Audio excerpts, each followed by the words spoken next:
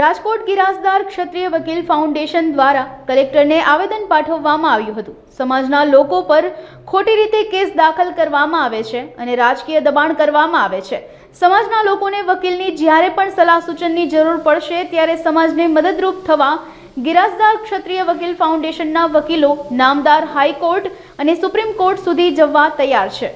ગોહિલ રજૂઆત અમે એ રીતના કરવા આવ્યા છે કે જે અત્યારે પરસોત્તમભાઈ રૂપાલાએ જે ક્ષત્રિય સમાજ માટે જે ટિપ્પણી કરેલી છે તો તેને અનુસંધાને જે આખા સૌરાષ્ટ્રમાં, ગુજરાતમાં અને રાજસ્થાન સુધી જે આંદોલન થઈ રહ્યા છે તે આંદોલનમાં અમે એના સમર્થનમાં છીએ અને જે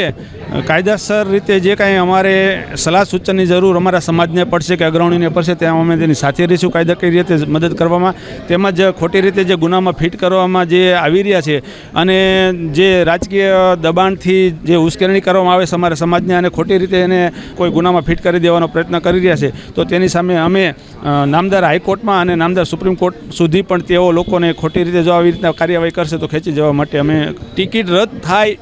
કે ન થાય પણ એ અમારા સમાજના અગ્રણીઓ નક્કી કરવાના છે અને એ પોતે લડાઈ કરી રહ્યા છે અને અમે એના સપોર્ટમાં છીએ। પણ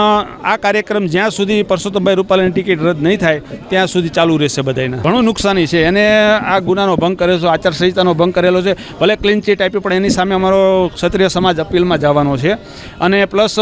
જે જ્યારે અત્યારે એને આચારસંહિતા ભંગ સિવાય તે અત્યારે જે ક્ષત્રિય સમાજને ઉશ્કેરવાનું કાવતરું કરી રહ્યા છે ઉશ્કેરણીનો અને કાવતરાનો પણ એની ઉપર ગંભીર પ્રકારનો ગુનો લાગી શકે।